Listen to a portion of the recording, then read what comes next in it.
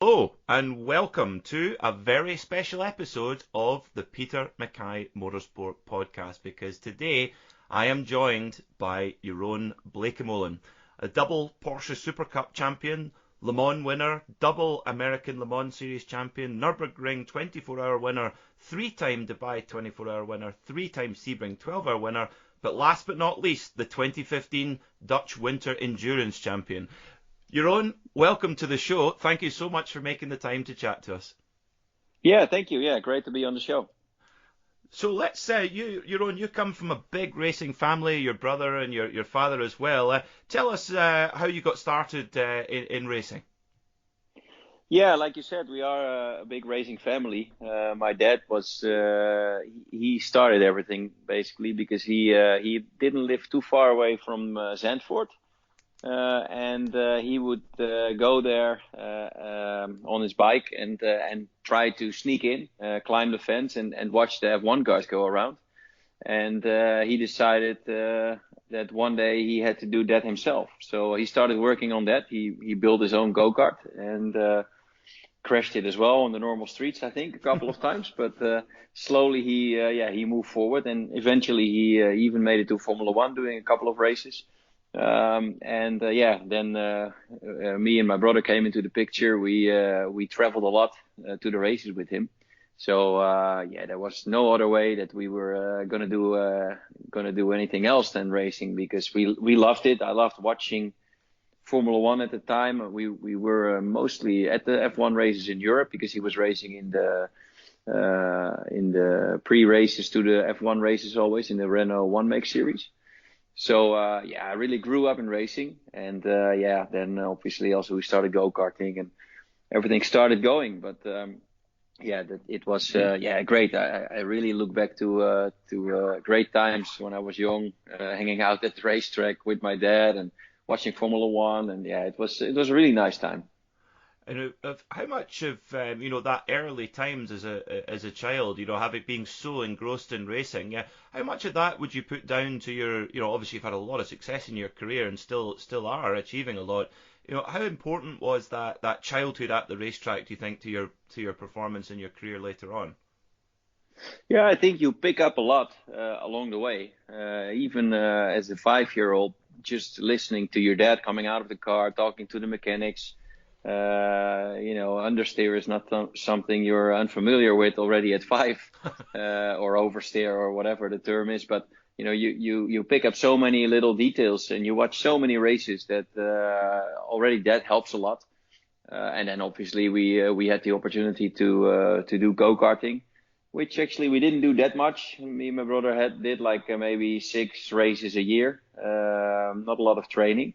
But still, it's good. You learn a lot there, and being from a racing family, it's also, I think, a bit easier to get further along with in the start of your career with sponsorships and all those kind of things. The people in the sport, so it has helped a lot. I think coming completely from another world or from another sport, it's really tough to move high up in racing, but we definitely had a really good step there. Absolutely, and much like Scotland, the Netherlands has produced so many incredible drivers. For relatively small countries, we produce a lot of very successful drivers. Is there anything that you would put that down to, why there's so many fast Dutchmen? Well, I think it's because you really have to fight to get out of there. I mean, to make it into the international scene. Mm-hmm. So that's not so easy, and because you fight a bit harder for it, not just on track but also off track. I think that helps a lot. We can put a little bit down to the weather, because I think not just in Scotland but also in the Netherlands we have quite a bit of rain.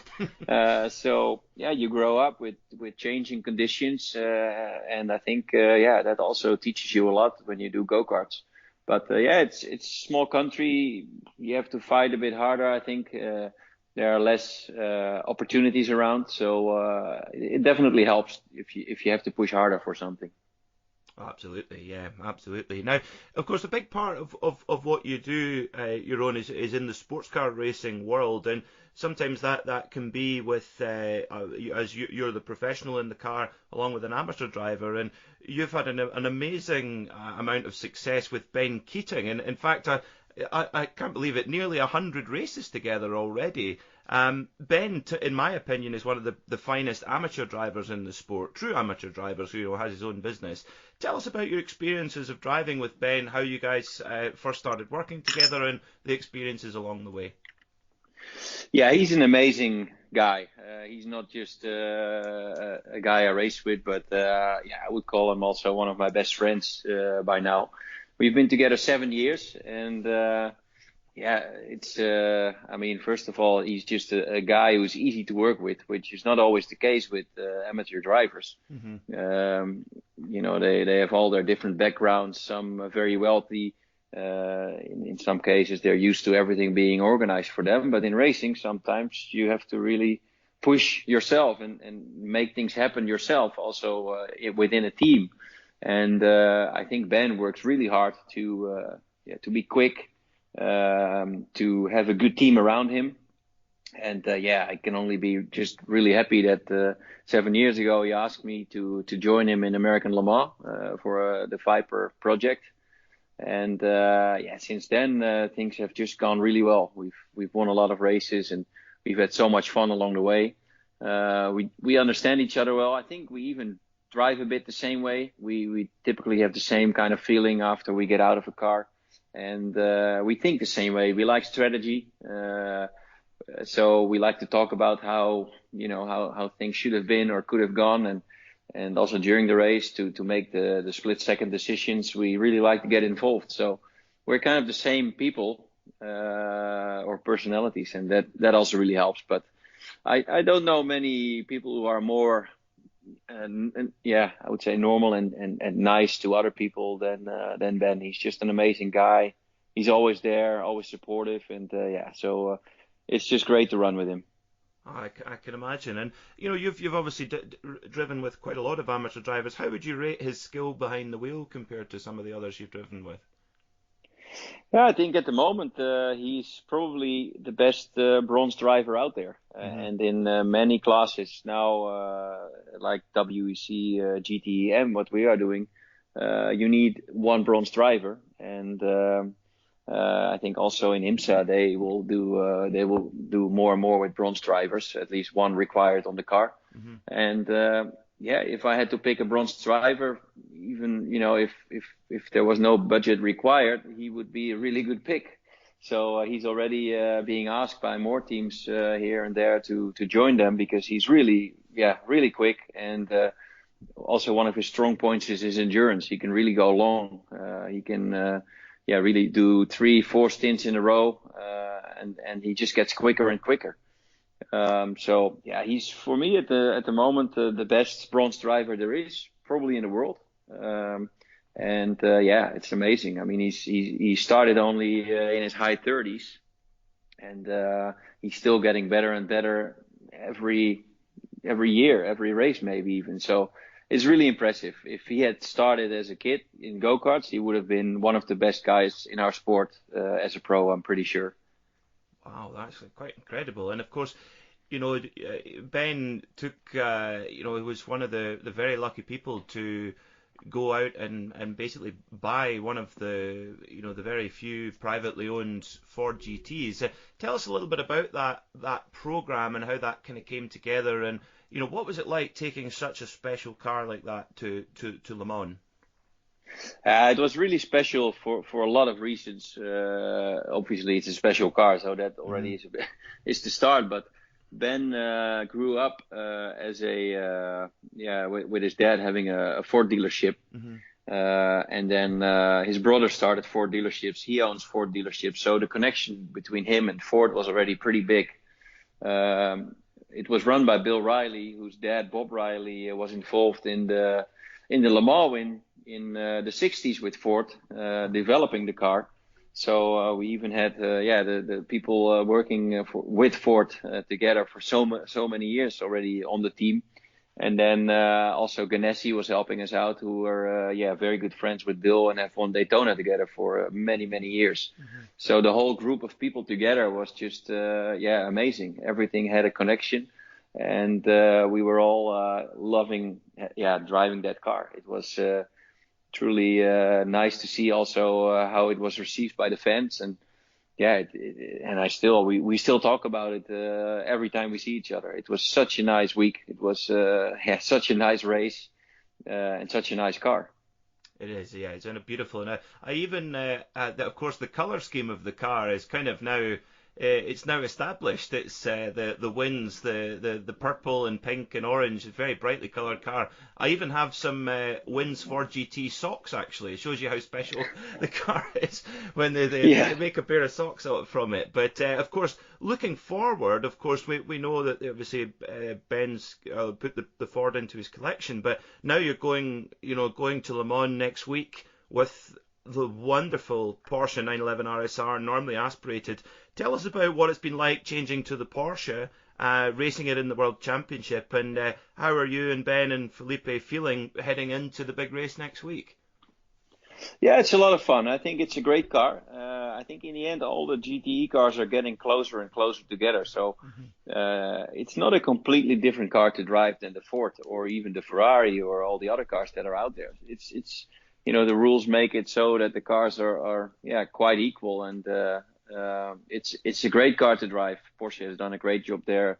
As a driver, you don't have to do too many things inside the car with settings or stuff like that. You can just focus on driving, and it's really built to do 24-hour races. So it's a good package. In the end, after we got disqualified last year, that the team won with that car. So we basically joined the winners of last year. The winners of last year joined the winners of last year. Mm-hmm. So it's fun. I think we have a really good chance to win. But on the other end, the competition is really big. We have the biggest class, I think, well over 20 entries.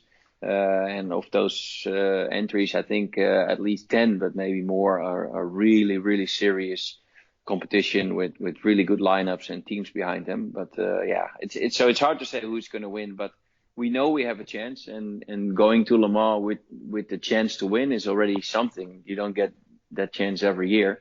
So we're really looking forward to it. We've been together as a team for a while now, me and Ben and Felipe, and it's easy working with each other. Also with Felipe, he's such a nice guy, and we're having fun. We know how to deal with each other. We know how to handle things. We know if something is wrong, how to say it, how to put it down. So in the end, the working together is really easy, and that should help us doing well next week. And you never know, might be a second Porsche Le Mans win for you, hopefully. Fingers crossed. Yeah, it would be cool. I mean, it's not easy to win Le Mans. I've noticed that now. It looked pretty easy in 2008. At the time, it was only my third Le Mans, and then you win it. But I didn't win it. I haven't won it since. Because last year didn't count. So it's a tough race. So many things can happen. So we have to make most of our chance here, but also enjoy it because it's Le Mans. It's a great track, great car. Unfortunately, no spectators, but it will still be a really cool event, I think. And that's an interesting point about the spectators. Well, that obviously it's a very busy week with a lot of commitments. Will that give you guys a little bit more spare time, a little bit more time to relax without so many people in the paddock? Yeah, but it's really unfortunate. Le Mans is not Le Mans without the fans. The whole experience of going there a week early for scrutineering, hanging out at the racetrack for a week together as a team is just so nice. Sometimes it feels a bit long in the beginning of the week, but then suddenly it's Sunday afternoon.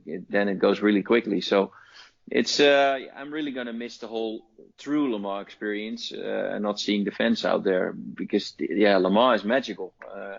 And that's what really makes this race big. So it's going to be a bit strange. They've compressed everything into 4 days, including a 24-hour. So it's a busy week in terms of the actual work of driving and setting up the car and all that kind of stuff. But yeah, there's nothing else going on, so we can once out of the car you can just relax. But yeah, I'm gonna miss it. It's gonna be my 15th, but experience-wise, probably not gonna be like the other 14. Yeah, I can imagine. Hopefully, it'll be the only one like that. Fingers crossed. Of course, on the subject then of endurance racing, obviously Sebring is another classic endurance race, a 12-hour race, completely different challenge to Le Mans. You've won it 3 times.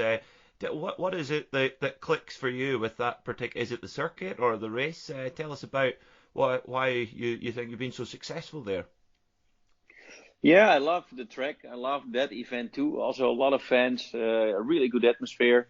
Very different to Le Mans because you have all the yellow. So there, it's really important to be strong in the last 3 hours. It doesn't matter too much what you do in the first 3 hours, and then in the middle, okay, it starts to matter a bit more. But still, you just got to stay out of trouble mainly. And then in the end, when it gets dark, that's where you really have to be quick and on it. I've had some really cool races there, and I just love the racing in general in America with the yellows, restarts. It's exciting. It's always fun. The tracks are challenging. Also Sebring, if you make a mistake, you're probably in the hole. So it's just a very cool feeling to drive there. And I've also been lucky to have good teams there because in the end it's a 12-hour, but you need a really quick car. So you need a good setup and everything has to be right, and you need good teammates as well. So I've been in good positions, but actually quite unlucky on a few occasions too. So it could have been more wins even, but I mean, I can't complain. I've won there, and hopefully, we'll have some more success there. Oh, fingers crossed. Well, let's look a little bit further back. There was back in some listeners might not remember this, but of course back in the mid 2000s there was a very ambitious project, the Spiker project, to build a kind of Dutch sports car, Dutch racing car, and it was incredibly brave and took on the very highest level of motor racing. Tell us about your involvement in the project. We know that you went to Le Mans there a few times with the team, but tell us about the project and what it was like at the time. Yeah, it was really nice. I got involved because I wanted to do Le Mans. I was young and I was doing DTM at the time, and I saw Le Mans a few times on TV. I was even there a couple of times with my dad racing there. So I knew like, okay, I want to be there. And then then there was this Dutch team. So I went there to talk to them in 2005 or 4, can't remember, but we had a good chat. I was not allowed by contract from DTM to do it. So unfortunately, I couldn't do Le Mans yet. But it was really cool. It was really nice to be involved. And then the project was good. I mean, in the end, we in 2006 we almost won Le Mans against Porsche and Ferrari. In the end, after 16 hours, the engine failed. But it was really cool. We had a great car. Then I think 2007, a lot of new GT cars came out for Ferrari and Porsche, and we struggled again a bit. But in 2009 or 10, we finished 5th again at Le Mans. So we were never far away, and it was really impressive because it's a small team. I mean, it wasn't like a huge factory behind it like Porsche or Ferrari. So we had fun times. We could develop a lot ourselves, or at least give a lot of input ourselves. So that was also interesting. The rules were a bit more open, no real BOP. So you could push the people, try to get more money from the factory to develop a bit, and in the end we had great times. And have you driven one of the street cars before, the Spiker? Yeah, on a few occasions I did. I must admit, in the beginning, I don't think the cars drove very well, like right at the beginning. But also there, they learned a lot and they got nicer and nicer. A bit the same with the race car, because the first time I drove the race car, it was not easy to drive. It was, some people couldn't drive it at all. They would just spin and go off. But it got better and better. There were some smart people behind the project, and they really developed everything. And both with the road cars and the race cars. So in the end, it was a nice factory, and I just saw a couple of weeks ago that they're trying to come back, which is I think really cool news. And you never know, maybe I'll be back there too. I have not been in touch yet, but I wouldn't mind being again involved in a project like that because it's just fun. You can work on it yourself. You have a lot of influence, so it's a lot of fun to do. Ah, I see. Because I read the same article that was Boris Rottenberg of BR Engineering and S&P Racing have got involved with the project, I understand. Yeah, and it's still the same owner from the Netherlands, Victor Muller, who made the deal with those guys, and he's an unbelievable person because he's been through really rough times with Spyker. Mm-hmm. And no one would have ever believed that they would still be there, and he's still there, and it looks like they're actually coming back racing as well. So I will for sure contact him in the near future to see where they stand. But I first wanted the dust to settle a little bit and let them work on everything, and then they know probably a bit more what they want to do. But it would be fun to come back. I did my first Le Mans with them in 2006, so let's see if we can continue racing with them in the future. Oh, that'd be very cool. So when his Jeroen Bleekemolen pops up on his phone, he'll know what you're calling about. Yeah, I haven't seen him in many years now, but we always had a great relationship. He was always very good to me, nice to me. Whenever he had the chance to put me in the car, he did. I left on a few occasions to do, for example, the RS Spider in 2008. But they totally understood. They were like, yeah, okay, you have a chance to win an LMP2, so go and do it. So we always had a good relationship, and we'll see where it goes. But it's exciting to see them coming back. It certainly is. It absolutely is. And talking of those racing experiences, you been down to Australia to run in the Bathurst 1000 and in the V8 supercars. Tell us about those cars and that championship, because it seems such a specialised series where only really the Australian and New Zealand drivers seem to compete. But how did you find it jumping into those quite unique cars? Yeah, it was a really cool experience, but also really tough. The first time I was involved was in the international driver race at Gold Coast. Mm-hmm. So international drivers were allowed to, or had to drive with the local guys, the main guys for the championship. They had to find someone from racing outside of Australia and New Zealand. So they invited all these IndyCar guys and ALMS guys and even some Formula F1 guys. So it was really cool. But also there we saw how hard it was. And I think everybody was off the pace, to be honest. There wasn't a single international driver, and there was some big talent out there, but there wasn't a single one who was on the same pace as the local drivers. And some of them would actually struggle really, really badly because it was such a tough car to drive. But I loved it from the beginning. The racing is really cool. It's again a different atmosphere than racing in Europe or even racing in America. So I pushed really hard to come back, and luckily, the next year there were no international driver requirements anymore, so they could basically hire anyone. But that also meant that they could hire one driver for the 3 endurance races, including Bathurst. So then I got the chance to drive with Shane van Gisbergen, who is obviously one of the top guys. And it was amazing. Then it clashed for a few years for me, and now it's really hard to get back into. But any day I would go back there because it's so much fun. The event is huge, the Bathurst 1000. The cars, I think, are a little bit easier now, but still really tough. So, it would be fun to go back. But it was, racing-wise, it was probably one of the coolest things to do because the racing is really hard but really fair. And,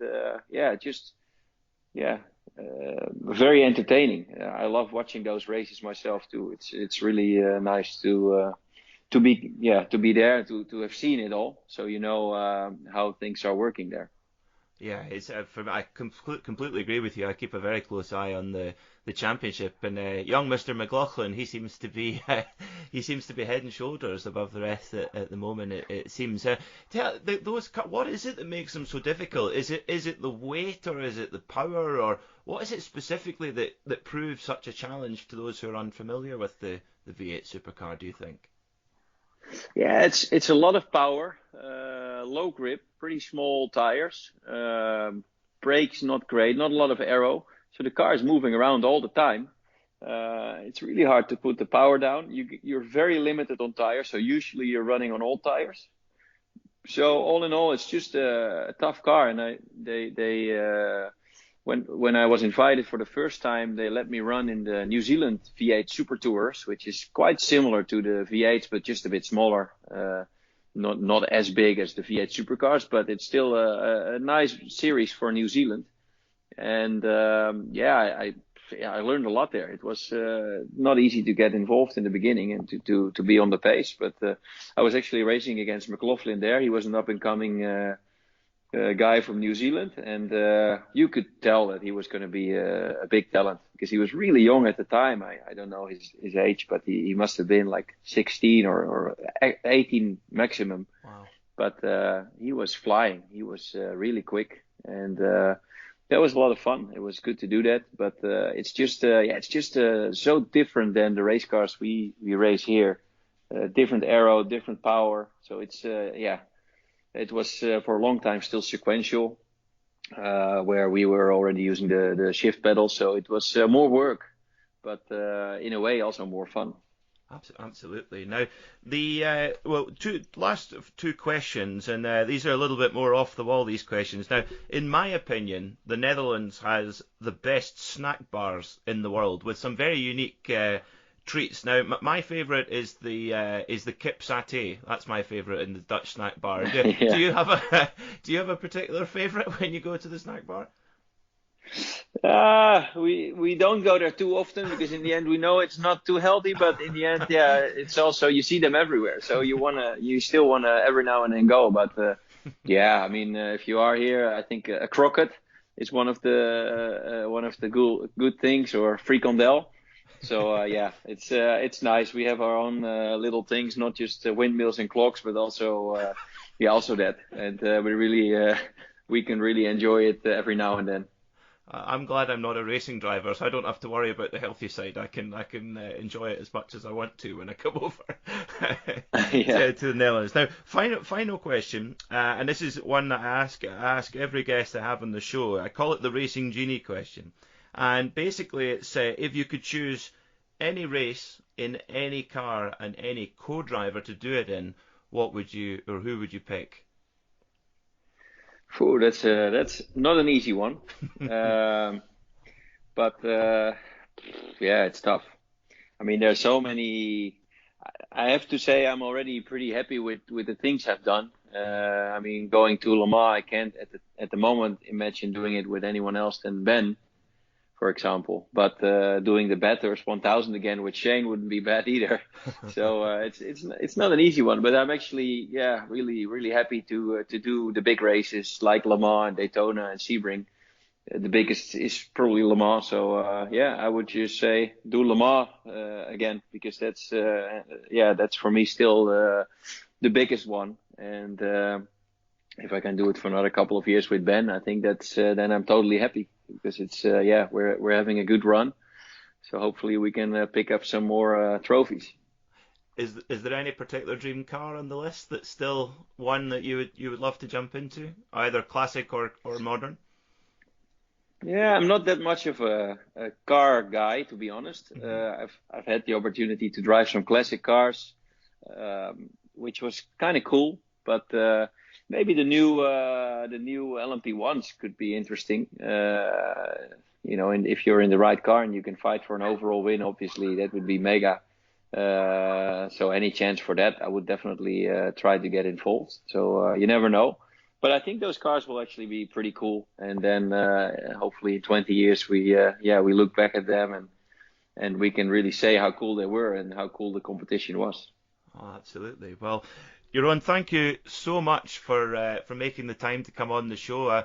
wish you, Felipe and Ben, all the very best of luck for Le Mans next week. We'll be watching with a lot of beers on the TV, and we'll be cheering for you. And thank you so much for making the time, and all the very best of luck for Le Mans. Thank you, and thanks for being on the show. No problem at all.